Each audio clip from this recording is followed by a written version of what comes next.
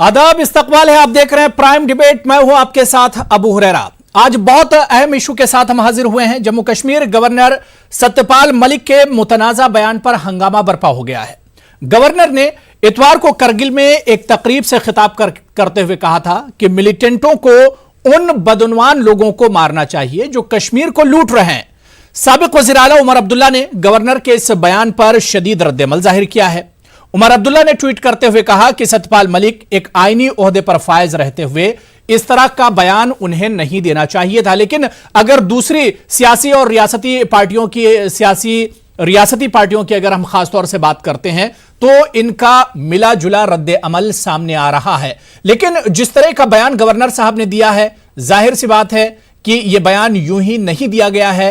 और आखिर इस बयान के पीछे क्या कुछ मकसद हो सकता है, क्यों इस तरह का बयान दिया गया है? हालांकि गवर्नर साहब बाद में अपने इस बयान से जरूर पलट गए और इस पर सियासत भी एक तरह से गर्म हो गई है। इस पूरे बयान को हम समझने की कोशिश करेंगे कि आखिर सच्चाई क्या है। क्या वाकई में जम्मू कश्मीर में करप्शन और बदउनवानी की जड़ें इतनी मजबूत हो चुकी हैं कि गवर्नर साहब को इस तरह का बयान देना पड़ा? सबसे पहले यह रिपोर्ट देखिए, उसके बाद तफसील से इस पर हम बात करेंगे।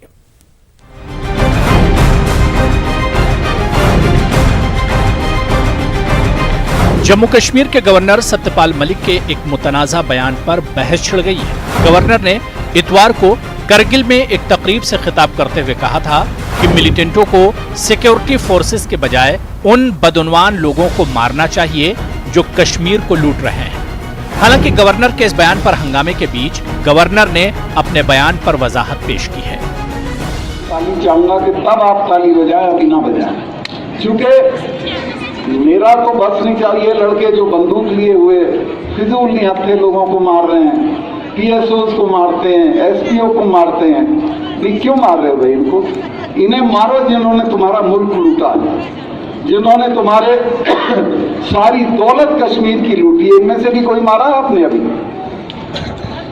ये फिजूल में अपनी जान गंवा रहे हैं, कुछ नहीं निकलना इससे।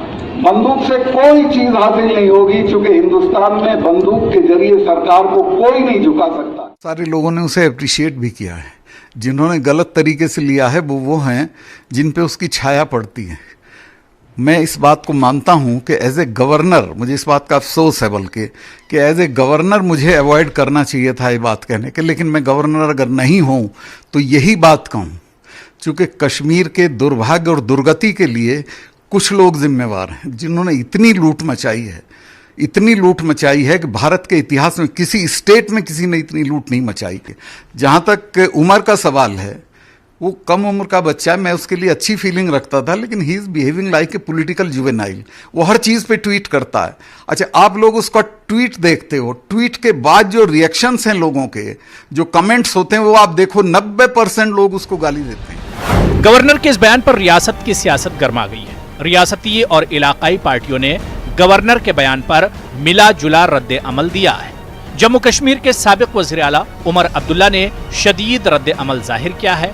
उमर अब्दुल्ला ने ट्वीट करते हुए कहा कि सत्यपाल मलिक एक आईनी ओहदे पर फायज रहते हुए बदउनवान समझे जाने वाले सियासतदानों को हलाक करने की वकालत कर रहे हैं। उमर अब्दुल्ला ने कहा कि गवर्नर को गैर कानूनी हलाकतों और कंगारू अदालतों को मंजूरी देने से पहले दिल्ली में अपनी शबीह का पता लगाना चाहिए। साथ ही उमर अब्दुल्ला ने कहा कि रियासत में आज के बाद अगर किसी सियासतदान या ब्यूरोक्रेट को कुछ होता है तो उसकी जिम्मेदारी गवर्नर पर आयद होगी। देखिए, गवर्नर साहब जो बयान देते हैं उसके बारे में मैं क्या कह सकता हूँ। गवर्नर साहब के पास तो काफ़ी इन्फॉर्मेशन होगी, इसलिए उन्होंने बयान दिया है। गवर्नर साहब ने जो कुछ फरमाया वो बिल्कुल दुरुस्त बात है। यहाँ पर करप्शन लोगों की जड़ों तक पहुँच चुका है। और जो उन्होंने 3 मिनिस्टर्स की बात की, हमें किसी से कोई अनाद नहीं, लेकिन यही कहना चाहेंगे कि 3 मिनिस्टर्स ही क्यों, हमें एक वजीर दिखाने 1996 से लेकर आज तक जो जानदार रहा हो। बाकी जो गवर्नर साहब ने कहा कि जो मिलिटेंट हैं उनको चाहिए कि वो एसपीओज और पुलिस एहलकारों के बजाय करप्ट लोगों को निशाना बनाएं। मेरे ख्याल में ये गवर्नर साहब इसलिए बता रहे हैं कि हमकी शायद उनके दिल में कहीं खुलूस है, वो चाहते हैं करप्शन खत्म हो। कि जम्मू कश्मीर के अंदर गरीब जनता को लूटा है जम्मू कश्मीर के पुराने हुक्मरानों ने। जो लोग जब सत्ता में आए जम्मू कश्मीर के अंदर, जो मुख्यमंत्री बने, जिनके हाथ में सत्ता आई, उन्होंने गरीब जनता के खून पसीने की कमाई को लूटा। केंद्र के द्वारा दिए गए पैसे को जम्मू कश्मीर के हुक्मरानों ने हमेशा लूटा, उसका दर्द जम्मू कश्मीर के गवर्नर साहब ने व्यक्त किया है। गवर्नर सत्यपाल मलिक ने यह बयान यूं ही नहीं दिया। कहीं ना कहीं गवर्नर रियासत जम्मू कश्मीर के जमीनी हालात से मुतमईन नहीं है। वो रियासत में जड़ें जमा चुकी बदउनवानी से परेशान है। सत्यपाल मलिक ने खुद कहा कि रियासत में करप्शन सूरत हाल पर गुस्से में उन्होंने वो बातें कही थी। ऐसे में सवाल ये उठता है कि क्या जम्मू कश्मीर के हाकिम बदउनवानी पर काबू नहीं पा रहे हैं? और सबसे अहम सवाल ये कि जम्मू कश्मीर रियासत को बदउनवानी से पाक कैसे किया जाए। Bureau report, news 18 Urdu. तो सवाल ये उठ रहा है कि गवर्नर साहब के इस बयान को किस तरह लिया जाए। हालांकि गवर्नर साहब ने अपने ओहदे को देखते हुए इस बयान को एक तरह से वापस ले लिया। उन्होंने कहा कि जिस ओहदे पर वो फायज हैं, जिस ओहदे को संभाल रहे हैं, इस ओहदे पर बैठकर इस तरह का बयान नहीं देना चाहिए था। लेकिन निजी तौर पर वो अब भी इस बयान पर एक तरह से कायम है। सवाल ये उठ रहा है कि वाकई में क्या जिस तरह से गवर्नर साहब ने बयान दिया है कि वो जम्मू कश्मीर के जमीनी हालात को लेकर एक तरह से फिक्रमंद हैं, जिस तरह से बदउनवानी, करप्शन उरूज पर है और उसने अपनी जड़ें एक तरह से मजबूत कर ली हैं, क्या वाकई में यह एक बहुत बड़ा मसला जम्मू कश्मीर के लिए है जो 2000 से पहले 2002 जब मुफ्ती सईद साहब की हुकूमत होती थी, क्या उससे पहले और उसके बाद ये जड़ें अभी भी हिली नहीं है? ये जड़ें एक तरह से मजबूत होती चली गई और इन्हीं तमाम जमीनी हकायक पर गवर्नर साहब की जो परेशानी है, जो मुश्किलात हैं, वो एक तरह से जो फिक्र है वो एक तरह से अब निकल कर सामने आई। आज इसी को हम समझने की कोशिश करेंगे। कुछ खास मेहमान मेरे साथ जुड़े हुए हैं। मेरे साथ तहसीन मुनव्वर साहब सीनियर एडिटर हैं, न्यूज़ 18 उर्दू के जुड़े हुए हैं। इनके अलावा इफ्तिखार मिसगर साहब सियासी तज्जिया निगार हैं, वो भी मेरे साथ जुड़े हुए हैं। नईमा अहमद महजूर साहिबा सीनियर सहाफ़ी हैं, वो भी मेरे साथ इस डिबेट में जुड़ी हुई हैं। युद्धवीर सेठी साहब जनरल सेक्रेटरी हैं बीजेपी जम्मू कश्मीर के, वो भी मेरे साथ इस डिबेट में जुड़ गए हैं। और समीर भट्ट मेरे साथी हैं, सहयोगी हैं, प्रिंसिपल करस्पॉन्डेंट हैं जम्मू के, वो भी मेरे साथ जुड़े हैं इस डिबेट में। अपने तमाम मेहमानों का बहुत इस्तकबाल और वेलकम करते हैं। मैं सबसे पहले तहसीन मुनव्वर साहब, गवर्नर साहब ने जो बयान दिया था, हालांकि वो अपने बयान से एक तरह से उन्होंने अपना बयान वापस लिया, बल्कि उन्होंने ये कहा कि जिस ओहदे पर वो फायज हैं, यहां से इस ओहदे पर बैठकर और इस ओहदे पर रहते हुए इस तरह का बयान उन्हें नहीं देना चाहिए था। लेकिन एक चीज उन्होंने अपने इस बयान में और तहसीन साहब, गवर्नर साहब ने कही कि निजी तौर पर वो अब भी इस बयान पर कायम है। वाकई में क्या आपको नहीं लगता है कि गवर्नर साहब एक तरह से इस लानत से और इस बिदत से एक तरह से जो जम्मू कश्मीर में अपनी जड़ें मजबूत कर चुकी है, इस पर बहुत फिक्रमंद है? उन्होंने यही कहा कि वो इस लानत को और इस बहुत गुस्से में उन्होंने यह बयान दिया था। नहीं, बिल्कुल देखिए, बयान गलत था, इसलिए गवर्नर साहब ने उसको वापस भी लिया जी, और कहा कि गवर्नर होते हुए मुझे ये बयान नहीं देना चाहिए था। अब उसके बाद फिर वो उसको बयान को इसलिए जस्टिफाई करते हैं, कहते हैं कि अगर मैं इस ओहदे पर नहीं होता, दिल्ली में होता, कहीं और होता, तो मैं फिर ये बयान देता। और उसके बाद उन्होंने फिर उमर अब्दुल्ला साहब को की उम्र को लेके, उनके बचपने को लेके, उनकी तमाम ट्वीट्स को लेके भी बयान दिया। और फिर उसमें उन्होंने कई ऐसी बातें भी कही कि जिनसे ये लगता है कि वो गवर्नर साहब जो हैं पीछे हटे नहीं हैं, बल्कि बस उन्होंने गवर्नर के ओहदे को जो है उसको किसी तरीके से बचाव किया है कि मैं इस ओहदे पर हूँ, इस वजह से मैं ये नहीं कह सकता।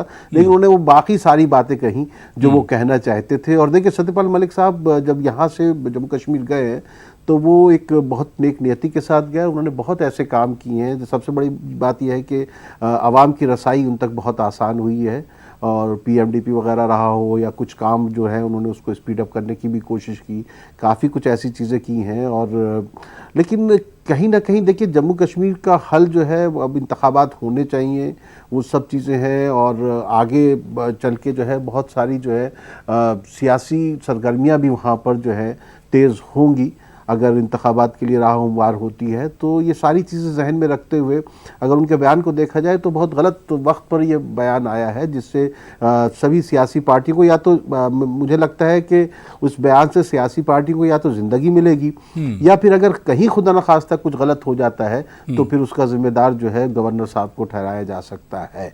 तो इस लिहाज से इस तरह के बयान जो देखिए, करप्शन सिर्फ जम्मू कश्मीर में तो है नहीं, करप्शन की लानत तो पूरे मुल्क में मौजूद है। बिल्कुल। उसके लिए कई इदारे हैं, एजेंसीज हैं जो करप्शन के खिलाफ काम करती हैं। और जो अभी हमने देखा कि गुज़िश्ता दिनों मरकज़ी हुकूमत ने कई आला अफसरान को जो है वो रिटायर कर दिया उनके करप्शन को देखते हुए। तो ये सारी चीज़ें हैं मौजूद, लेकिन उससे निपटने के जो रास्ते हैं उनके ज़रिए ही करप्शन से निपटा जाएगा। शूट एट साइट नहीं हो सकता है। तो चाहे वो दिल्ली में रह के बयान दें, चाहे गवर्नर के ओहदे पर रह के बयान दें, इस तरह के बयानात जो हैं कहीं ना कहीं जो है गलत परंपराओं को बढ़ावा देते हैं। जैसे हम आजकल मॉब लिंचिंग और इस तरह की जो चीज़ें देख रहे हैं अपने मुल्क में जगह जगह, कहीं ना कहीं ये भी जो है, आप अगर पुलिस और इंतज़ामिया काम नहीं करती है तो उसका नतीजा ये होता है कि लोगों को लगता है कि अगर हमने इनको पकड़ के, चाहे गौ रक्षक के नाम पे या किसी भी नाम पर, चोरी अगर चोर समझ के भी उनको पकड़ के अगर हमने इनको पुलिस को दिया, पुलिस इनको छोड़ देगी। तो ये जो है लोग अपने हाथ में अगर इंसाफ और कानून और इंसाफ लोग खुद करने लग जाएंगे तो फिर पुलिस की क्या जरूरत है, अदालत। बिल्कुल, लेकिन तहसीन साहब, गवर्नर साहब के इस बयान से एक चीज तो जाहिर हो रही है, ठीक है ये बयान अपनी जगह नहीं सही है, इस बयान की तारीफ नहीं की जानी चाहिए, लेकिन इतना तो जरूर है कि जम्मू कश्मीर के हालात को लेकर वो एक तरह से फिक्रमंद है। नहीं, वो देखिए गवर्नर जो है वो वाकई में जितना उनको समझा हूँ वो वाकई बहुत नेक नियति के साथ जम्मू कश्मीर गए हैं और इस तरह उनके पास तजुर्बा बहुत है। अगर वो तजुर्बेकार हैं तो फिर उनको इस तरह की स्टेटमेंट नहीं देनी चाहिए। अगर उन्होंने कहा कि मैंने हताशा में आके इस तरह का स्टेटमेंट दिया क्योंकि बदनवानी से मैं परेशान हो गया, तो नहीं, यही तो आपकी जिम्मेदारी है। ये सब कुछ आपको अपने अंदर ही लेना होता है। ये बहुत इस तरह की जिम्मेदारियां होती हैं, बहुत तकलीफदेह जिम्मेदारियां होती हैं। ये हमको लगता होगा कि ये बहुत बड़े ओहदे पर बैठे हुए हैं, ये कांटों भरा ताज होता है। जम्मू कश्मीर जैसी जगह पे जहाँ पे हालात जो हैं वो पल पल जो है रुख बदल सकते हैं और कौन किस वक्त किस चीज़ को किस तरीके से इस्तेमाल कर ले नहीं पता हो, तो वहाँ पर तो आपको ये एहसास जिम्मेदारी बहुत ज़्यादा होनी चाहिए कि आप कहाँ पर क्या बोल रहे हैं। और मेरे ख्याल से गवर्नर साहब ने फ़ौरन इसको वापस भी लिया है, लेकिन उसके बाद जो बातें कही हैं उसकी वजह से जो है नेशनल कॉन्फ्रेंस वगैरह और दीगर पार्टियां नाराज़ हैं। लेकिन मुझे लगता है कि इस तरह के बयानात होने नहीं चाहिए। बिल्कुल। इफ्तिखार मिसगर साहब, आपके पास आना चाहूंगा, क्योंकि गवर्नर साहब के इस बयान पर अगर हम जम्मू कश्मीर की सियासी पार्टियों के बयान उठाकर देखते हैं, मैंने अपनी रिपोर्ट में भी कुछ बयान सुनवाए, तो मिला जुला रद्द अमल है। इंजीनियर रशीद साहब गवर्नर साहब के इस बयान की हिमायत में खड़े हैं। इसके अलावा अगर आप देखिए एनसी या मुस्तफ़ा कमाल साहब और उमर अब्दुल्ला साहब को देख लिए तो ये लोग एक तरह से नाराज हैं इस बयान पर, लेकिन इंजीनियर रशीद जैसा शख्स जिसकी छवि आप खुद जानते हैं और वादी में किस तरह की उनकी छवि है, लेकिन वो इस बयान पर हिमायत में खड़े हैं। देखिए हुरैरा साहब, जहां तक गवर्नर साहब का बयान आया है, जो रद्द अमल हमारे यहाँ के मेन स्ट्रीम पॉलिटिशियंस का रहा है, लेकिन एज ए कॉमन कश्मीरी मैं यही कहना चाहता हूँ कि बेशक लोग चाहते हैं कि करप्शन एक बारी ख़त्म हो जाना चाहिए, क्योंकि करप्शन हर एक बुराई का जड़ होता है। लेकिन जहाँ तक गवर्नर साहब के ये बयान का ताल्लुक है, तो कहीं ना कहीं गवर्नर साहब एक बहुत बड़ी हस्ती है, एक बहुत बड़े सियासतदान भी रहे हैं और आज की डेट में बहुत बड़ी पोजीशन संभाले हुए हैं जम्मू कश्मीर में। कहीं ना कहीं मुझे लग रहा है कि गवर्नर साहब को भी अपना जो सिस्टम है यहाँ पे, जम्मू कश्मीर का सिस्टम जो है, उस पे उनको कहीं ना कहीं शक है कि शायद वो नहीं कर पाएंगे, तो इसीलिए वो ये सहरा कहीं और थमाना चाहते हैं। शायद मेरे ख्याल से जैसे रशीद साहब ने भी बोला अपने बयान में, गवर्नर साहब को क्लियर कट आना चाहिए लोगों के सामने कि नहीं जी, अगर हमारी सरकार जो स्टेट सरकार है, जो कंसर्न एजेंसीज है, जैसे यहाँ पे विजिलेंस है, अभी NIA है, बाकी जो इदारे हैं, उनका शायद कहीं ना कहीं दाल में कुछ काला दिखाई दे रहा है। उनका रेफरेंस नहीं दिया गवर्नर साहब ने। गवर्नर साहब ने मिलिटेंट के हाथ में ये बॉल दे दी कि भैया आप देख लो, हमसे नहीं हो पा रहा है। शायद मुझे लग रहा है यहाँ पे हमें संजीदगी से देखना चाहिए कि गवर्नर साहब ने इतने संजीदा पोजीशन पे और इतने संजीदगी से कैसे ये बयान दे दिया। अगर वो आज वापस भी लेते हैं तो कहीं ना कहीं हमें समझ में आ रहा है कि स्टेट में कहीं ना कहीं एडमिनिस्ट्रेशन में कहीं ना कहीं प्रॉब्लम है, नंबर 1। नंबर 2, हमें ये भी देखना चाहिए कि ठीक है, हम भी खुश हैं जब से ये गवर्नर साहब आए हैं, ये कश्मीर के लिए बहुत सोचते हैं, लेकिन कश्मीर के साथ जम्मू भी है, कश्मीर के साथ लद्दाख भी है। तो गवर्नर साहब क्यों कश्मीर सेंट्रिक ही सोच रहे हैं? क्या अगर एक साइड से आप मेन स्ट्रीम को दबाना चाहते हैं, अगर मुद्दा ये है कि आप यहाँ पे किसी और इफ्तिखार मिसगर साहब, चलिए थोड़ी देर के लिए गवर्नर साहब के इस बयान को आप छोड़ दीजिए, लेकिन जिस तरफ वो जहन लाना चाह रहे हैं, जिस चीज को, जिस इशू को उन्होंने उठाया है अपने इस बयान के जरिए, क्या उसमें सच्चाई नहीं है? बदउनवानी, करप्शन क्या जम्मू कश्मीर में नहीं है? बिल्कुल है जनाब, जम्मू कश्मीर में इतना करप्शन है, वो तो हर एक, आप देखिए छोटे से छोटे ऑफिसर से लेकर बड़े से बड़े हमारे जितने भी ऑफिसर्स हैं उनको भी पता है हर एक डिपार्टमेंट में करप्शन है। इसमें तो कोई दो राह नहीं है। लेकिन 3 ही आदमियों का या मतलब चुमटे से आप 4 आदमी 5 आदमी उठा रहे हैं। देखिए करप्शन तो एडमिनिस्ट्रेशन लेवल पे भी है, करप्शन तो पुलिस में भी है, करप्शन तो हर एक डिपार्टमेंट में है, करप्शन तो पॉलिटिशियंस में भी है डेफिनेटली। नहीं, उन्होंने किसी का नाम नहीं लिया है, उन्होंने किसी का नाम नहीं लिया। उन्होंने कहा कि जड़ें बहुत मजबूत हो गई करप्शन की, और सारी सरकारों में हुआ है ये करप्शन, सारी सरकारों में हुआ है। ठीक है अबू हुरैरा जी, वही तो मैं कहना चाहता हूँ, जड़ें मजबूत है। जड़ें मजबूत करने के लिए अगर हर दिन, हर चौथे दिन हमारे यहाँ दिल्ली से नए मुशीर आते हैं, गवर्नर के एडवाइजर्स आते हैं, दिल्ली से आते हैं, जम्मू कश्मीर से नहीं लिया जाता है, दिल्ली से आते हैं, तो मुझे लग रहा है कि गवर्नर साहब को संजीदगी से बयान देना था। गवर्नर साहब को शायद आपको भी लगता होगा in the heart of hearts के कहीं ना कहीं सिस्टम में इतना लूप होल है कि गवर्नर साहब को आज की डेट में लग रहा है कि शायद हमारे से नहीं होगा, और उन्होंने बॉल कहीं और पे थमा दी है, जो पूरा शक शोभा खड़ा कर देता है यहाँ पे। युद्धवीर सेठी जी, मैं आपके पास आना चाहूंगा, क्या वाकई में जो बात इफ्तिखार मिसगर साहब कह रहे हैं कि गवर्नर साहब को अपने सिस्टम पर ही एक तरह से शक है, वो इन तमाम चीजों पर काबू नहीं पा रहे हैं, इस वजह से उन्हें मजबूरी में इस तरह का बयान देना पड़ा? उनको कोई भी अपने सिस्टम पे शक नहीं है। उन्होंने 3-4 बातें बोली थी। पहली बात उन्होंने बोली थी कि कोई भी मिलिटेंट सरेंडर करता है तो आए मेरे पास, मैं वेलकम करता हूं चाय के लिए। दूसरा उन्होंने बोला कि करप्शन फ्री कश्मीर मैं करूंगा। तीसरा उन्होंने कहा कि अगर आतंकवादी मरता है तो इनको कहा जाता है कि जो जन्नत है वो उसमें पहुंचेंगे, तो उन्होंने बोला कि कश्मीर ही जन्नत है, अब कहां ऊपर जन्नत ढूंढ रहे हैं जाके। इतनी बड़ी बातें करने के बाद एक ही बात पकड़ लेनी करप्शन के लिए, और जब उन्होंने ये बातें बोली तो मेरे को लगता है कि उनके जो शब्दों का बांध था सही जगह जाके लगा। जो लोग करप्ट हैं उनको लगा कि कहीं ना कहीं हमारी पोल खुल रही है। इसके कारण मैं पूछना चाहता हूं इन लोगों से कि जो अपना जम्मू कश्मीर जो क्रिकेट एसोसिएशन है, 100 करोड़ रुपए का वहां पे पिछले कई सालों से वहां केस चल रहा है करप्शन का। 5 साल उमर अब्दुल्ला जी की सरकार बहुत से इस तरह के मामले हैं, जाहिर सी बात है क्रिकेट में भी भारतीय जनता पार्टी के कार्यकर्ता रोज गुलर लैग का मामला सामने आया था, और जंगलात को लूटा जा रहा है। बहुत से इस तरह के युद्धवीर जी, बहुत से मामले हैं, लेकिन सरकार में बीजेपी भी रही है। युद्धवीर सेठी साहब, वहां पर सरकार में बीजेपी भी रही है जी। सरकार में हम लोग तो अभी आए हैं, उसमें कोई भी करप्शन नहीं है। और तो अभी हम लोग आए हैं ना, उसका कोई भी एक भी किसी भी मंत्री के ऊपर बताएं। और मैं कहना चाहता हूं इनसे, आपसे टीवी के माध्यम से, 1996 के बाद जब पहले गवर्नर रूल था, जैकफेड का एक जो केस खोला गया था 300 करोड़ रुपए का, जो उसके अंदर अधिकारी थे सारे, जब उमर अब्दुल्ला की सरकार आई तो सबको ऑफिसर को प्रमोशन दे दी इन लोगों ने।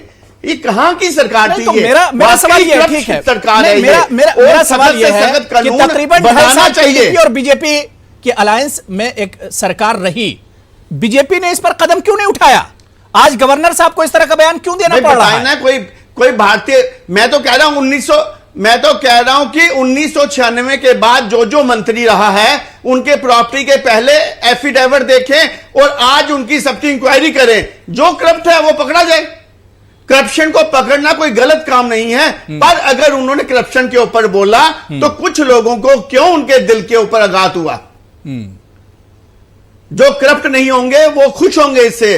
सारा समाज, कभी आप जाके श्रीनगर में देखें, एक एक व्यक्ति वहां पे रोता है कि वहां पे जो लेगेसी है, परिवारवाद है, उन्होंने कश्मीर को नोच के रख दिया करप्शन के कारण।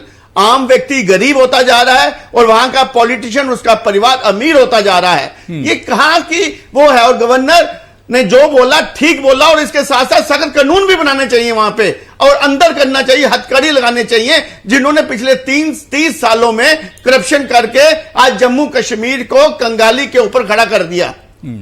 ठीक है नईमा जी, मैं आपके पास आना चाहूंगा, नईमा अहमद महजूर साहिबा, क्योंकि हमने देखा कि गवर्नर सतपाल मलिक साहब जब आए, उन्होंने जम्मू कश्मीर के हालात देखे और एंटी करप्शन ब्यूरो बाकायदा बनाया।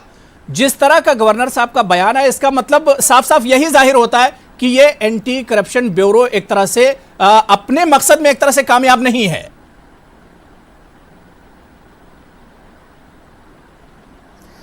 देखिए, इसको आपको 2-3 चीजें समझनी होंगी। जब गवर्नर साहब ने ये कहा कि यहाँ करप्शन बहुत है, इसमें कोई दो राय नहीं है, हम इससे इत्तेफाक करते हैं। लेकिन अगर वो समझते हैं कि बंदूक से सारे मसाइल हल करने हैं और करप्शन का मसला भी बंदूक से ही हल होगा, तो इससे मैं इत्तेफाक नहीं करती। तीसरा, अगर वो ये समझ रहे हैं कि सिर्फ बीजेपी वाले दयानतदार हैं, तो ये भी सही नहीं है। क्योंकि करप्शन अगर आप जम्मू कश्मीर में देख रहे हैं, उसका आपको सियासी पसमंजर देखना होगा। क्योंकि करप्शन की यहाँ पे जो बुनियाद पड़ी है, वो 1953 में पड़ी।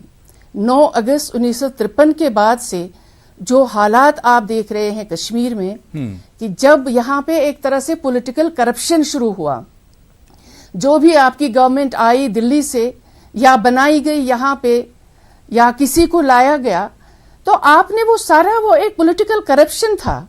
और पॉलिटिकल करप्शन के साथ साथ आपने देखा फिर इंस्टीट्यूशन जो हमारे थे, उन इंस्टीट्यूशंस में जिन लोगों को आपने बिठाया और जिन पॉलिटिशियंस को आपने हुकूमत सौंपी, और जो आपने रिगिंग की इलेक्शंस में और जिस तरह से आपने खरीदा लोगों को, कभी 84 में आप 12 लोगों को खरीद रहे हैं, कभी आपने फिर 87 में अकॉर्ड करके यहाँ पे लोगों को पिटवाया, मरवाया। उसके बाद से आप 96 में आते हैं और आप जो कैरेट दे रहे हैं कि यहाँ पे ये होगा। और हर दौर में आप देखेंगे कि करप्शन को खुद भारत की हुकूमत ने यहाँ लेजिटिमाइज किया है।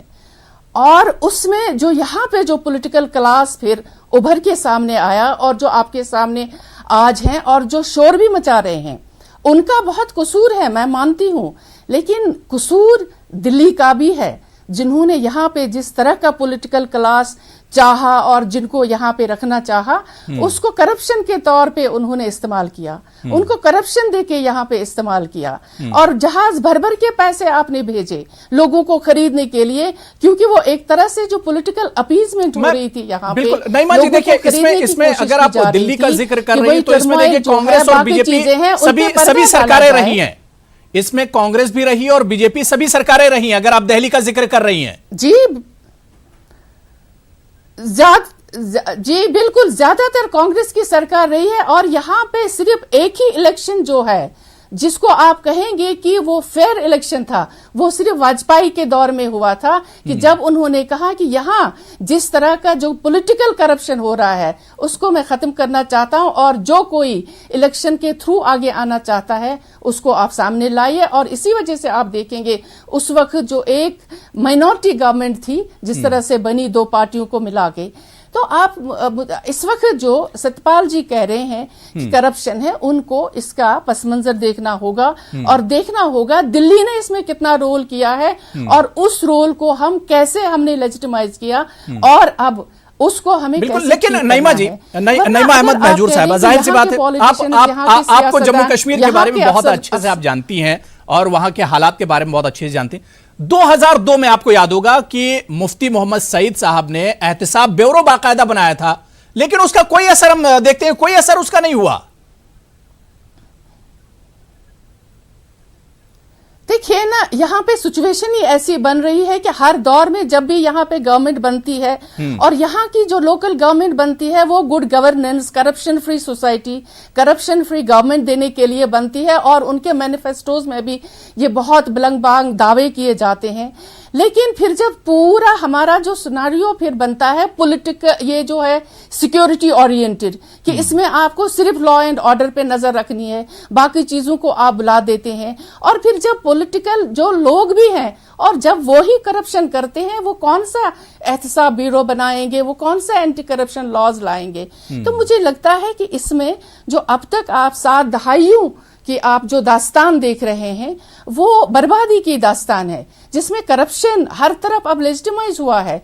चपरासी से लेके मिनिस्टर तक सारे करप्शन में इन्वॉल्व हैं। लेकिन अगर आप समझते हैं कि आप इसको बुलंद बांग दावे करके कहेंगे कि इस तरह करेंगे या इस तरह लॉज लाएंगे, ऐसा नहीं है।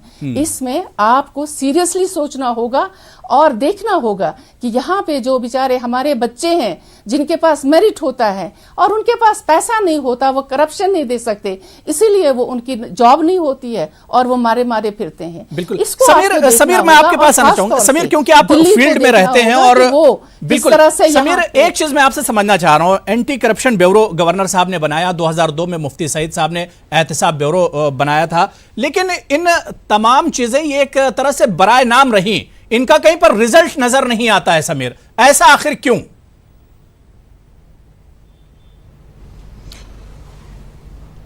देखिए अबू जी, मुझे जो समझ आ रहा है, जो हमने देखा है और जो हमने ऑब्जर्व किया है, नईमा जी की बात सही है कि जो करप्शन है, चाहे वो पॉलिटिकल करप्शन है, एडमिनिस्ट्रेटिव करप्शन है या बाकी माशरे में जहाँ जहाँ पे जो भी स्फीयर्स हैं वहाँ पे जो करप्शन है, और ये एक बहुत बड़ा एक चैलेंज बन के सामने आया है जम्मू कश्मीर में। और जो नई रेटिंग आई है उसमें कहा जा रहा है कि Jammu Kashmir is one of the most corrupt states in country, जो पूरे मुल्क में है सबसे ज़्यादा करप्शन जम्मू कश्मीर में है।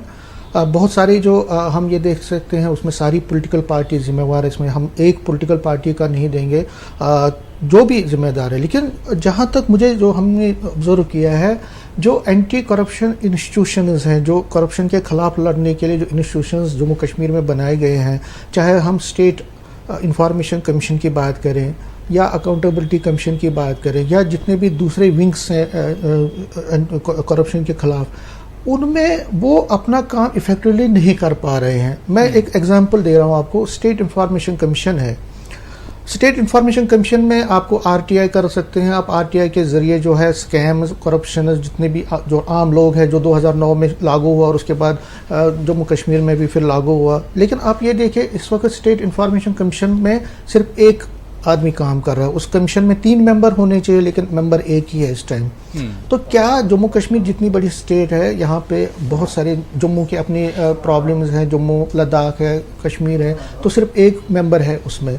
जो आपका अकाउंटेबिलिटी कमीशन है वो डिफंक्ट है, उसमें उसको आपने डिफंक्ट करके रखा हुआ है।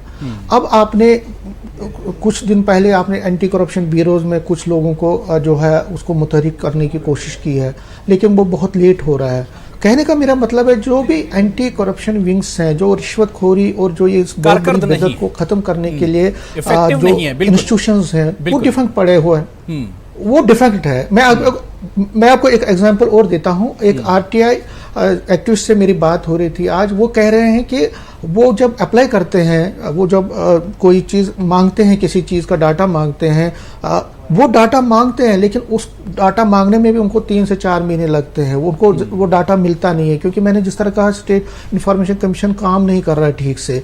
और सबसे बड़ी बात, आप हैरानी की बात यह है कि जो जीएडी है, आप देख सकते हैं कितने बड़े ब्यूरोक्रेट्स हैं, कितने बड़े पावरफुल पॉलिटिशियंस हैं जो नेट में आए हैं करप्शन नेट में, लेकिन उनके खिलाफ सैंक्शन नहीं हो पा रहा है। उनके खिलाफ जो है, पहले तो सैंक्शन ही जीएडी नहीं करता है। जीएडी अगर सैंक्शन करता है तो छोटे मुलाजिमों की करता है, पटवारी की करता है, क्लर्क की करता है, या छोटे जो लोअर ग्रेड है। तो आप देख सकते हैं जो पावरफुल पॉलिटिशियंस, उन्होंने एक ऐसा नेक्सस बनाया हुआ है, पॉलिटिशियंस, ब्यूरोक्रेट्स और जितने पावरफुल लोग हैं, जो ताकतवर लोग हैं, जिनका एक गलबा है सियासत में, माशरे में, उन्होंने एक ऐसा नेक्सस बनाया कि उनके खिलाफ प्रोसिक्यूशन नहीं होता है। और अगर कोई किसी का केस कोर्ट में जाएगा तो नईमा अहमद महजूद साहिबा जो कह रही थी कि जम्मू कश्मीर की आप सियासी सूरत हाल देखिए, तो यहां पर जो भी इख्तिदार में होता है उसका पूरा फोकस रियासत के लॉ एंड ऑर्डर पर रहता है, बाकी चीजें एक तरह से जो है उस पर नजर ही नहीं जाती। क्या यह भी एक बड़ी वजह है जो करप्शन की, रियासत में जो करप्शन की इतनी ज्यादा जड़ें मजबूत हो गई?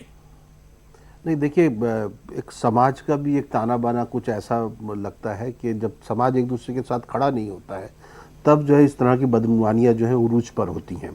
मैं अक्सर कश्मीर में जब था तो मैं ये देखता था कि अगर पानी नहीं आ रहा है या गैस सिलेंडर्स जो है वो लोगों तक नहीं पहुँच रही, जो बेसिक एमिनिटीज़ वगैरह हैं, अगर बिजली नहीं आ रही है, दूसरे इस तरह की जो प्रॉब्लम्स हैं, सड़कें, सीवरेज की प्रॉब्लम है, दूसरी प्रॉब्लम्स वगैरह है, उसमें कोई आकर आपको रोकता नहीं है।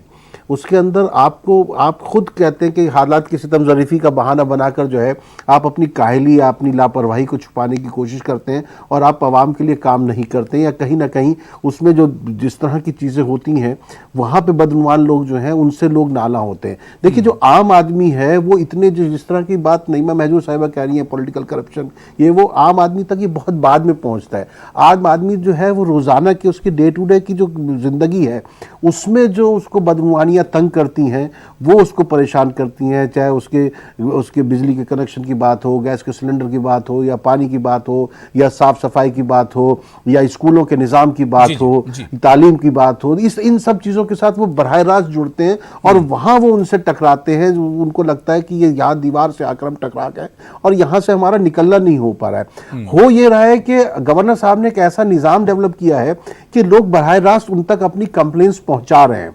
तो मुझे महसूस ये होता है कि गवर्नर साहब तक जो कंप्लेंट्स पहुंच रही हैं वो कहीं ना कहीं हल नहीं हो पा रही हैं, और शायद उसकी जड़ में ये जो इतने नईमा जी जो कह रही हैं 30-40 साल की जो बदनुमानियां हैं वो इतनी तरह जड़ बना चुकी हैं कि उनको तोड़ना या उनके बीच में से राह निकालना मुश्किल हो रहा है। तो इस वजह से हो सकता है कि वो फ्रस्ट्रेशन में आ गए हो। लेकिन अगर हम गवर्नर साहब के बयान को देखते हैं तो उसमें कई लेयर्स हैं। पहली बात तो वो उनसे बात कर रहे हैं जिन्होंने बंदूक उठा रखी है, और उनसे वो कह रहे हैं कि तुम अपने लोगों को क्यों मार रहे हो। अपने लोग कौन है? वो पुलिस ऑफिसर है, एसपीओज है। एसपीओज की तनख्वाह क्या होती है? एसपीओ कोई परमानेंट उसमें भी नहीं होता। एसडीओज है, इनका क्या वजूद है? लेकिन उसके बावजूद तुम इनको गोलियों से मार रहे हो, जबकि तुमको तो अगर तुम जिहाद कर रहे हो तो गलत, जो उनका कहने का मकसद मुझे यहां तक समझ में आ रहा है कि तुम बुराइयों के, समाज की बुराइयों के खिलाफ जिहाद क्यों नहीं करते हो। तो वो, लेकिन वो किस अंदाज से कह जाते हैं, और फिर उनकी समझ में आता है कि देखो इतनी मुद्दत के अंदर जिन लोगों की वजह से हालात खराब हुए जो हुए वो आज भी वैसे के वैसे हैं, लेकिन लोगों का कितना नुकसान हो गया, कितने बेकसूर लोग मारे गए। जो हम अगर देखते हैं पिछली सीरीज में तो बहुत सारे पुलिस में जो जवान आए वो कश्मीरी जवान है, वो भी मारे जा रहे हैं। तो ये क्या चल रहा है यहाँ पर? तो कहीं ना कहीं उससे वो परेशान होकर उनके जहन से और उनके उससे बात निकल जाती है, और वो फिर उस पर कहते हैं कि तुम उनको क्यों नहीं मारते। लेकिन उन्होंने किसी का नाम नहीं लिया, और वो कहते हैं कि जो हथियार उठाता है, उन्होंने लिटे की एग्जाम्पल दी है कि उनको हर तरह की हिमायत के बावजूद जिन्होंने हथियार उठाए वो नाकाम हुए हैं। वो कहीं ना कहीं उन नौजवानों को ये पैगाम भी दे रहे हैं कि हथियारों से जो है कोई रास्ता नहीं निकल सकता है। और ये बात मैं बता दूं कि सत्यपाल मलिक जो है बहुत नेक नियति के साथ और बहुत तनदही के साथ वहां पे काम करना चाहते हैं। उनका कोई अपना पर्सनल एजेंडा तो मुझे लगता ही नहीं है वहां पर कोई हो। बिल्कुल बिल्कुल नहीं, इतना तो बिल्कुल तय है कि एक फिक्र सता रही गवर्नर साहब को, जिसके चलते उन्हें इस तरह का बयान देना पड़ा। उन्होंने खुद कहा कि इतना ज्यादा मुझे गुस्सा है इस बिदत को, इस लानत को लेकर, जिसकी वजह से मेरा इस तरह का बयान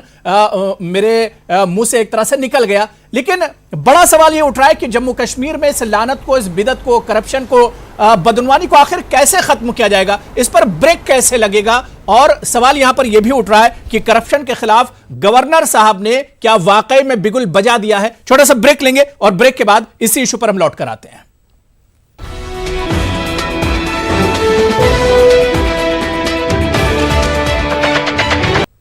तो जम्मू कश्मीर से आखिर बदनवानी या करप्शन का खात्मा कैसे होगा? जिस तरह से इस बिदत ने और इस लानत ने अपनी जड़ें इतनी मजबूत कर ली हैं कि आज गवर्नर साहब भी फिक्रमंद नजर आ रहे हैं और उन्हें इस तरह का बयान देना पड़ा। लेकिन बड़ा सवाल यह उठ रहा है कि जिस तरह से गवर्नर साहब का यह बयान आया है, क्या अब इस पर ब्रेक लगेगी? इसके रोकथाम के लिए कोई सख्त कदम उठाए जाएंगे? आज प्राइम डिबेट में हम इसी को समझने की कोशिश कर रहे हैं। मैं इफ्तिखार मिसगर साहब आपके पास ही आना चाहूंगा कि मैं मैगजीन में इफ्तिखार साहब पढ़ रहा था कि जम्मू कश्मीर मुल्क की दूसरी सबसे बड़ी रियासत है करप्शन के हिसाब से अगर देखा जाए, या बदनवान रियासतों में उसका दूसरा नंबर आता है। आखिर इसकी वजह क्या है? नईमा साहब ने कहा कि सियासी बदनवानी, पॉलिटिकल जो करप्शन है वो इसकी एक बड़ी वजह है, लेकिन जमीनी सतह पर इसे किस तरह से देखा जाए? बहुत पहले से मुफ्ती मोहम्मद सईद साहब ने कोशिश की, और ऐसा नहीं कि सरकारों ने इसके लिए कोशिश नहीं की होगी, लेकिन उसके बाद भी हम देखते हैं कि आज हालत क्या है। आज आवाम परेशान है जम्मू कश्मीर के इस बिदत और इस लानत को लेकर। देखिए हुरैरा साहब, बिल्कुल आपने दुरुस्त फरमाया यहाँ पे, और जैसे नईमा महजूर साहिबा ने इसको बड़े ही ज़हीन तरीके से इलाबरेट भी किया। ये करप्शन जो जम्मू कश्मीर है बेशक इतना बढ़ गया है कि यहाँ पे सबसे बड़ी बीमारी आज की डेट में करप्शन ही है। और अगर देखा जाए, जैसे मैंने पहले भी आपको बोला कि इसकी जिम्मेदार कहीं ना कहीं सरकार है, ये सिस्टम है। जब तक हम इसको संजीदगी से ना लेंगे, और इसमें खाली जम्मू कश्मीर की सरकार ही नहीं, इसमें दिल्ली की सरकार भी बारहा इसमें हिस्सेदार रही है। देखिए सरकारों ने कोशिशें तो करी, लेकिन जब मेरा मुंसिफ ही मेरा कातिल बन जाता है तो फैसले कहाँ से, नताइज कहाँ से आएंगे? अगर आपको सिस्टम सच में दुरुस्त करना है तो आपको सीरियसली इस पे सोचना चाहिए। अगर आप ये समझते हैं कि कश्मीर में मज़ाहिया किस्म के डायलॉग बाजी करके आप स्टेट को चलाना चाहते हैं, जैसे फारूक साहब ने आज तक चलाया, तो फिर सही है, फिर तो ये सुधार। गवर्नर साहब ने, इफ्तिखार साहब, गवर्नर साहब ने जिस तरह से कहा, गवर्नर साहब ने कहा कि इस बयान की लोग तारीफ भी कर रहे हैं और लोग इस बयान को गलत भी कह रहे हैं। गलत वो लोग कह रहे हैं जिन पर इसकी छाया पड़ी हुई है। क्या सच्चाई यही है इफ्तिखार साहब? पीडीपी भी सरकार में रही, नेशनल कॉन्फ्रेंस भी रही, और कांग्रेस भी रही, और बीजेपी भी इससे अछूती नहीं है। 2.5 साल बीजेपी भी सरकार में रही।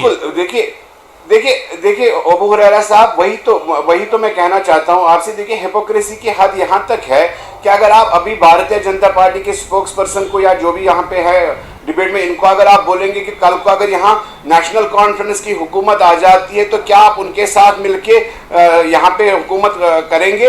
वो आपको बोलेंगे कि ये कल का सवाल है, आप कल ही पूछ लीजिएगा। अगर आप समझ रहे हैं दिल्ली, अगर आज चलिए देर आए दुरुस्त आए, अगर आज दिल्ली समझ, अगर हाँ करप्शन की बात करूंगा मैं, अगर आज दिल्ली समझ रही है कि नेशनल कॉन्फ्रेंस के बहुत सारे पॉलिटिशियंस इसमें इन्वॉल्व हुए, पीडीपी के बहुत सारे पॉलिटिशियंस इन्वॉल्व हुए, तो पहले उनका सफाया करें। अभी इस चीज को हमें पॉलिटिसाइज नहीं करना चाहिए, लेकिन साथ ब साथ जब तक आप सिस्टम ठीक नहीं करेंगे, जब तक दिल्ली से सिस्टम ठीक नहीं होगा, जब तक जम्मू कश्मीर में सिंसियरली क्योंकि यहाँ पर सिस्टम ठीक करने के साथ साथ आपको हालात ठीक करने होंगे। युद्धवीर सेठी जी, आपने अभी रिएक्शन दिया था इफ्तिखार मिसगर साहब को कि वर्तमान की बात करें और फ्यूचर की बात ना करें। मैं तो युद्धवीर जी ये कह रहा हूं कि फ्यूचर की बात कीजिए, आप प्रेजेंट की बात कीजिए, फ्यूचर की बात कीजिए। जो हो गया सो हो गया। नहीं, पहले मैं तो कह रहा हूं कि जो गवर्नर, बयान के बाद युद्धवीर साहब, ना, जो गवर्नर साहब ने जो गवर्नर साहब ने जो जगाने का काम किया समाज को, वो जो देश को जगा रहे हैं, आज जो बयान दिया उन्होंने, और जो पिछले 70 साल अब जितने चीफ मिनिस्टर बने हैं यहाँ के जम्मू कश्मीर में, ये जिम्मेदारी तो गवर्नर साहब की है। क्या थे और आज क्या बन गए? ये जिम्मेदारी तो गवर्नर साहब की है। युद्धवीर साहब की प्रॉपर्टी कहां से आई? आज दिल्ली के अंदर, गुड़गांव के अंदर, पुणे के अंदर, मुंबई के अंदर कहां से इनके फ्लैट्स आए? कहां इनकी प्रॉपर्टी बनी? हम लोग टीवी डिबेट में बैठकर इसकी जांच नहीं कर सकते हैं। ये काम अब गवर्नर साहब का है। गवर्नर साहब ने बहुत अच्छा बयान दिया। गवर्नर साहब ने एक तरह से बिगुल बजा दिया। अब आगे का काम भी उन्हीं के हाथ में। जैसे भाई साहब, आगे का काम उन्हीं के हाथ में है। जैसे भाई साहब ये सेंटर की बात कर रहे हैं, पिछले 5 सालों के अंदर एक भी करप्शन का मामला किसी भी हमारे मिनिस्टर पे, सेंटर पे नहीं बना। लोगों ने हमें प्रचंड बहुमत देके दोबारा शासन पे बिठाया है। सेंटर छोड़ दीजिए युद्धवीर जी, जम्मू कश्मीर के लोग परेशान हैं। इलेक्शन दी थी, ये जम्मू सेंटर की बात कश्मीर कर के रहे लोग परेशान हैं, उनकी बात क्यों नहीं कर रहे हैं आप? जम्मू कश्मीर के लोग युद्धवीर जी फिर कह रहा हूं, जम्मू कि बीजेपी भी 2.5 साल सरकार में रही है। बीजेपी भी 2.5 साल सरकार में रही है। बीजेपी परेशानी को दूर करेगी।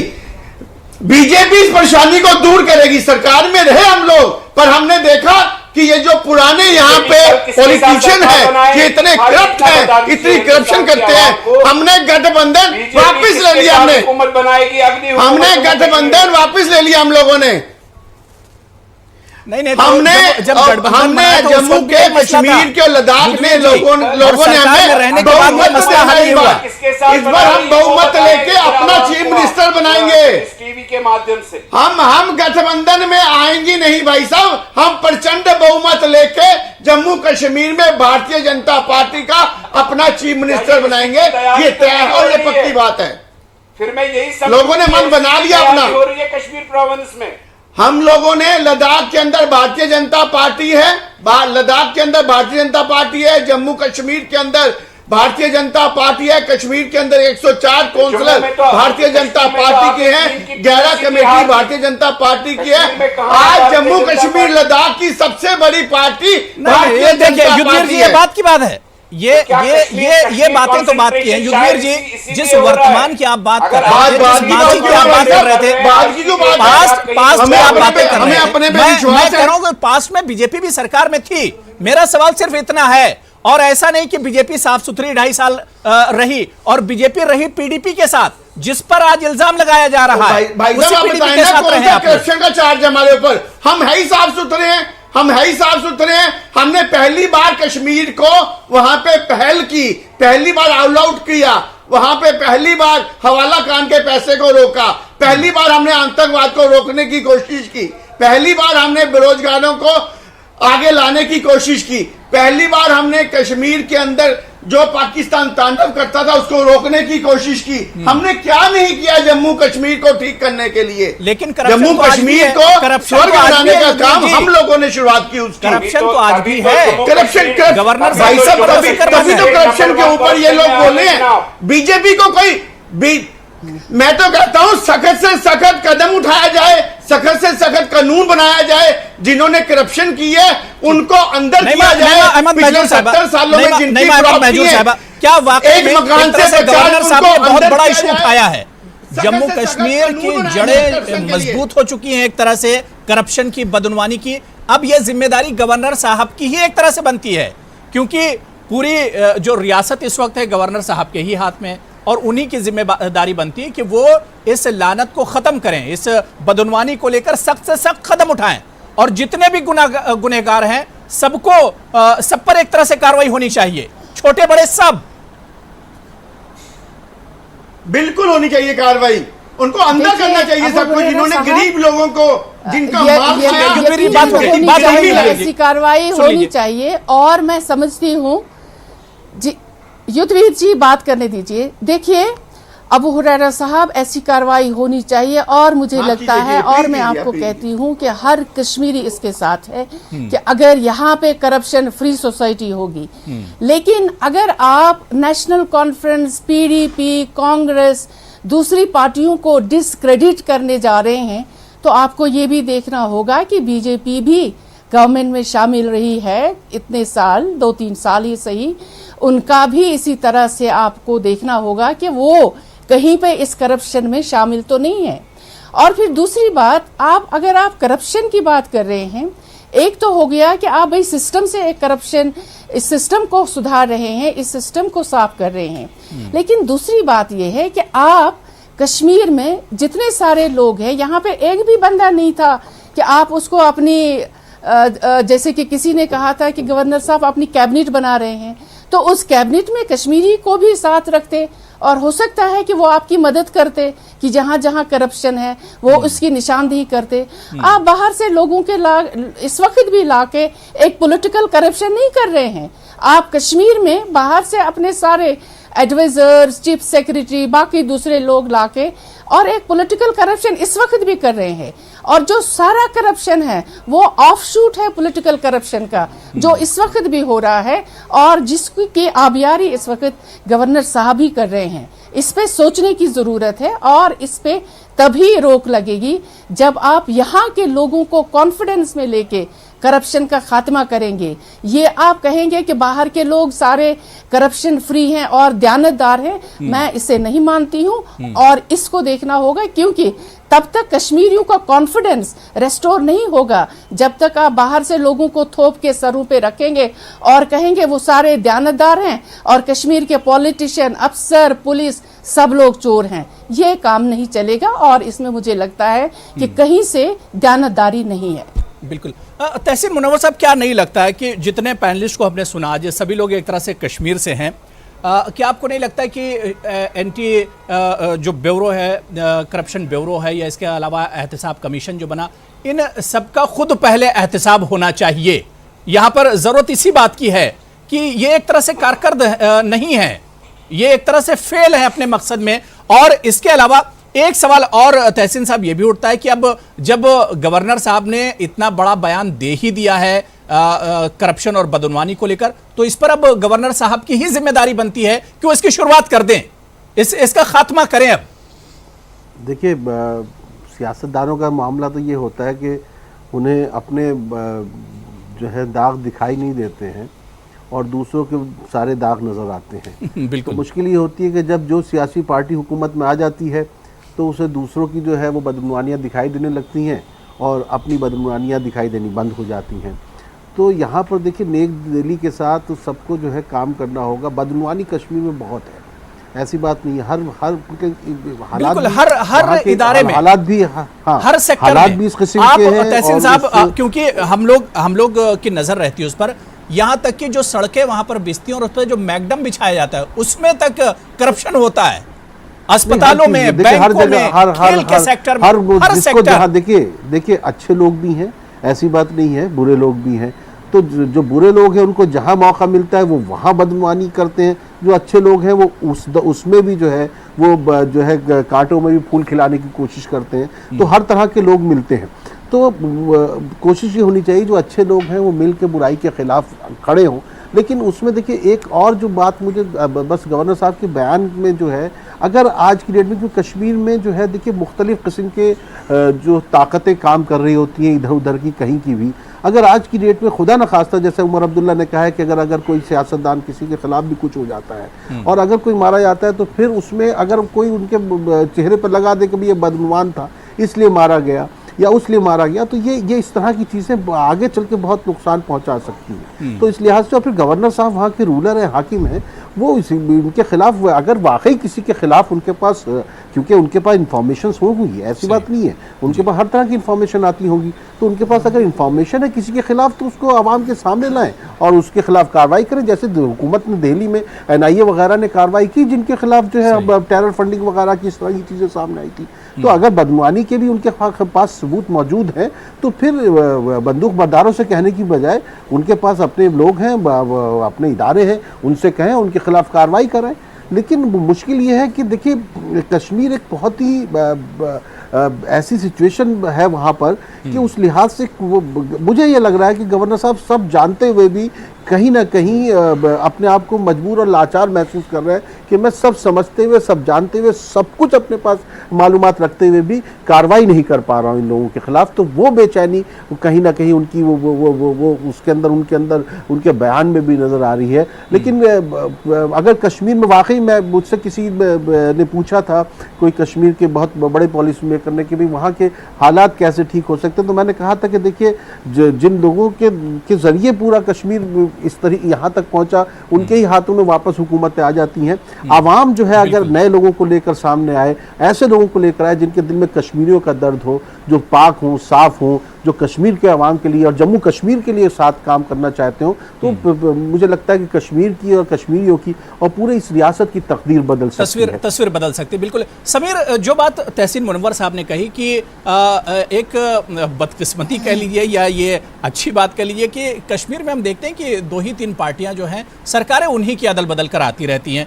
आवाम का क्या कुछ रिएक्शन रहता है? इतना ज़्यादा करप्शन, इतनी ज़्यादा बदनवानी, उस पर आवाम का रिएक्शन क्या कुछ रहता है?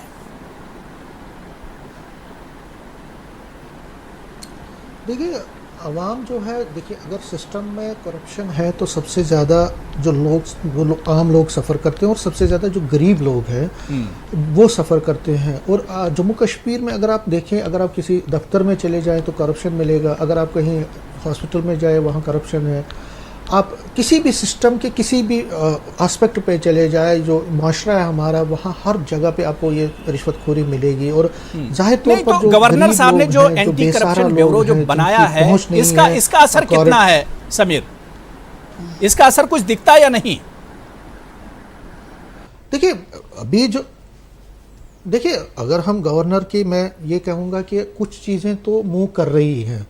नईमा जी कह रही हैं कि दिल्ली से ये लोग करते हैं या वो, उस पर हमें ज़्यादा ध्यान नहीं देना चाहिए। हमें देखना चाहिए कि अगर सिस्टम ठीक हो रहा है, अगर माशरा ठीक हो रहा है, चाहे वो कोई भी कर रहा है, तो हमें उसको अलाउ करना चाहिए, उसको सपोर्ट करना चाहिए। बिल्कुल सभी लोग यहाँ पे आए, पॉलिटिकल पार्टीज आई यहाँ पे, उन्होंने राज किया यहाँ पे, तरह तरह के वादे किए, लेकिन रिश्वतखोरी तो ख़त्म नहीं हुई। और अगर इस वक्त की अगर हम बात करें तो जो चीज़ें मूव कर रही है, अगर हम फिलहाल, आपने देखा कि कुछ लोगों से क्वेश्चनिंग भी हो रही है, सवालात भी पूछे जा रहे हैं क्राइम ब्रांच या बाकी लोगों की तरफ से, जिसमें पावरफुल लोग भी हैं। कुछ दिन पहले हमने देखा तो ब्यूरोक्रेट्स से के खिलाफ भी एक्शन लिया जा रहा है, लेकिन ये काफ़ी नहीं है। बहुत ज़्यादा चीज़ें इन डेप्थ में जाने की ज़रूरत है, बहुत ज़्यादा चीज़ों को खंगालने की ज़रूरत है, क्योंकि हमने देखा है कि ये लाखों में नहीं, करोड़ों में नहीं, अरबों रुपयों का घोटाला हुआ है। और दिल्ली से पैसा कितना आया है, आप बिल्कुल जाहिर सी बात है कि नहीं, ये तो सबीर बिल्कुल सबके सामने है। दिल्ली से जो जाता है, सेंटर की गवर्नमेंट जो देती है, वो तो सबके सामने रहता है। सेठी जी आवाम परेशान है, ऐसे में क्या वाकई में जब तक सख्त कदम नहीं उठाया जाएगा राहत नहीं मिलने वाली है? बहुत सी सरकारें आई, उन्होंने बहुत काम भी किया और सख्त कदम भी उठाए, लेकिन आपने देखा कि करप्शन या बदनवानी टस से मस नहीं हुई। तो अब इस पर एक चोट देने की जरूरत है सेठी साहब? नहीं, सख्त कदम उठाई गई और चोट लगाई गई है। जैसे निजी बैंक इन्होंने बनाया हुआ था अपने खानदान के लिए, जेके बैंक, उसको किस प्रकार से हिलाया गया। पीछे ही कल आप एक्सेलशियर पढ़े, राथर जिस प्रकार से 175 करोड़ फ्लैट्स बनाने के लिए 228 फ्लैट बनाए और 100 करोड़ उसको माफ कर दिया इन लोगों ने। 175 करोड़ लोन दिया और 100 करोड़ माफ कर दिया। ये सब स्कैंडल सामने आ गए हैं और 228 फ्लैट बुक कर दिए गए हैं। दूसरा रहा, एडवाइजर यहां से भी लगाए गए हैं, यहां शर्मा जी यहां के हैं, फारूक खान जी यहां से हैं, वो लोकल एडवाइजर और एक्सपीरियंस लोग हैं। इन सब की टीम पूरी मिलकर हम लोग, और जो बैकडोर एंट्रीज थी उनको भी यहाँ पे कहीं ना कहीं बुक करके उन बैकडोर एंट्रीज ये तो देखिए बड़े बड़े बाहर निकाला गया। छोटी सतह पर आप देखिए तो आवाम परेशान है। जिस तरह से समीर, यहाँ तो सफाई होगी, जब बड़े, जब छोटे भाई आवाम परेशान है, छोटे बड़े मामले तो देखिए सामने आ जाते हैं, पकड़ में आ जाते हैं। सालों में आवाम की परेशानियां कैसे दूर होंगी सेठी साहब? आज छोटी छोटी मछलियां ही पकड़ी गई हैं यहाँ पे भाई साहब, छोटी छोटी मछलियां ही फंसाई गई हैं पीछे 50 सालों के अंदर। बड़े बड़े मगरमच्छ तो पकड़े नहीं गए, मगर बड़े बड़े मगरमच्छों के गिरेबान पे आज पहली बार चोट हो रही है। जब वो लोग पकड़े जाएंगे, छोटी मछलियां खुद सीधी हो जाएंगी, ये पक्की बात है। ये तो बड़े बड़े मगरमच्छ जिनको गवर्नर साहब के रूल के अंदर हाथ डाला जा रहा है, ये सबसे बड़ी बात है। इफ्तिखार साहब, ये मसला हल कैसे होगा? क्या गवर्नर साहब ने इधर तवज्जो दिलाई है इस पर क्या वाकई में काम होगा, सख्त कदम? और वाकई में जिस सख्त कदम की हम बात कर रहे हैं, क्या उस सख्त कदम से मसला हल होगा? आवाम के पास इफ्तिखार साहब, मैं 30 सेकंड दे रहा हूं। सेठी साहब बात हो गई, सेठी साहब बात हो गई। इफ्तिखार साहब, मोदी जी की स्कीमें थी। अबू हुरैरा साहब देखिए, इसलिए मैं बारहा अभी भी फिर भी कहूँगा कि हमें संजीदगी से ये मसला लेना चाहिए। हिंदुस्तान में जो भी पॉलिटिशियन जब अपने कैंडिडेट का फॉर्म भरता है तो वो उसमें अपनी प्रॉपर्टी का एफिडेविट देता है। अगले 5 साल के बाद जब इफ्तिखार साहब, इस पर अगर सख्त कदम और शिकंजा कसा जाएगा तो चौंकाने वाले नाम भी सामने आएंगे, चौंकाने वाले नाम भी सामने आ सकते हैं। मुझे आप कंप्लीट करने दीजिए। जब 5 साल के बाद वही पॉलिटिशियन फिर फॉर्म भरता है तो वो प्रॉपर्टी मल्टीप्लाई हुई होती है और उससे कोई पूछता नहीं भैया ये प्रॉपर्टी कहां से आ गई तुम्हारी। जब तक हमारा पॉलिटिकल सिस्टम ठीक नहीं होगा, जब तक आप पॉलिटिशियंस में से उठाएंगे नहीं, सच में जिसने किया होगा उनके खिलाफ सख्त से सख्त कार्रवाई होनी चाहिए, लेकिन साथ साथ ये भी देखना चाहिए कि जब तक जम्मू कश्मीर के हालातों पे आप संजीदगी से नहीं देखेंगे तो जम्मू कश्मीर में ये चीजें संजीदा होने की जरूरत है। बिल्कुल नईमा जी, क्या वाकई में सख्त कदम उठाया जाए और सख्त कदम ही इस मसले का हल है? 30 सेकंड। जी, बहुत ज़रूरी है कि सख्त कदम उठाने चाहिए, और चाहे बड़ी मछली है या छोटी मछली है, सबको हमें पता चलना चाहिए कि किसने क्या क्या किया है, और अवाम यहाँ पे जानना चाहती है। लेकिन ये भी जरूरी है कि आप लोगों को वहां इधर उधर से घुमा फिरा के यहाँ पे जब आप लाते हैं और पैसे दे के लाते हैं, किसी को इलेक्शन लड़वाते हैं, किसी को कोई पार्टी ज्वाइन करवाते हैं, तो इस पे भी रोक लगानी चाहिए। तभी ये सिस्टम जो है थोड़ा बेहतर हो जाएगा और करप्शन फ्री सोसाइटी जो ख्वाब हमारे सत्यपाल जी ने देखा है वो शर्मिंदा ताबीर होगा। बिल्कुल। तहसीन मुनव्वर साहब, एक आखिरी कमेंट मैं आपसे लेना चाहूंगा कि अगर वाकई में गवर्नर साहब के इस बयान से उनकी फिक्र जाहिर होती है, उनका बयान वाकई में जम्मू कश्मीर के आवाम को लेकर, रियासत को लेकर मुखलिसाना है, तो अब इसके लिए उन्हें कुछ करना होगा। देखिए, मैं बस 2 शेर गालिब पे कहूंगा और बात खत्म कर दूंगा जी कि आह को चाहिए कुम्र असर होने तक, कौन जीता है तेरी जुल्फ के सर होने तक। क्या बात। हमने माना कि तगाफुल न करोगे, लेकिन खाक हो जाएंगे हम तुमको खबर होने तक। बहुत खूब। जाहिर सी बात है कि अब और कुछ रहने की जरूरत नहीं रही, नेक दिली के साथ ये काम करने की जरूरत है, और जिस तरह से तमाम पैनलिस्ट ने कहा कि इस पे संजीदा होने की जरूरत है। अगर वाकई में आप रियासत की इस हालत को लेकर फिक्रमंद हैं तो इस पर कदम उठाना चाहिए। और आवाम बहुत परेशान हो चुके हैं, इस लानत से, इस बिदत से बहुत परेशान हो चुके हैं। आवाम की परेशानियों को सामने रखकर मुखलिसाना तौर पर और फिक्रमंदी के साथ इस पर अब कदम बढ़ाया जाना चाहिए, और वाकई में जो गुनहगार हैं उन्हें सबके सामने लाया जाना चाहिए। बहुत बहुत शुक्रिया।